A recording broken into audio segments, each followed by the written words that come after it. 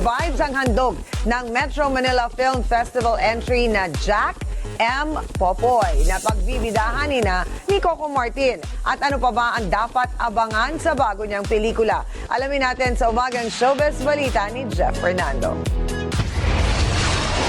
Sa papalapit na Metro Manila Film Festival sa Kapaskuhan, handa na si Coco Martin at co-stars na sina Vic Soto at Maine Mendoza sa pelikulang Jack M. Popoy na nagpictorial na kamakailan.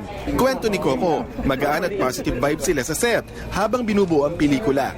Wala kaming ginawa kundi tumawa ng tumawa sa set, and then kapag action naman talagang tinotodo namin kasi siyempre sabi namin na pelikula to, hanggat maaari dapat malampasan natin yung ginagawa natin sa probinsyano. Isa sa iniiwasan ni Coco ang pressure na kumita ng malaki sa box office. Ang priority ay makabuo ng magandang pelikula. Hindi na.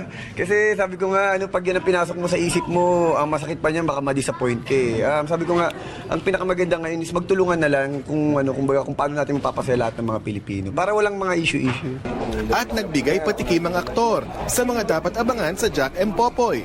First time ko dito talaga na kumbaga sabi ko nga, kung gagawa ko ng pelikula, syempre gusto ko makita ng mga tao yung hindi ko pa nagagawa sa TV.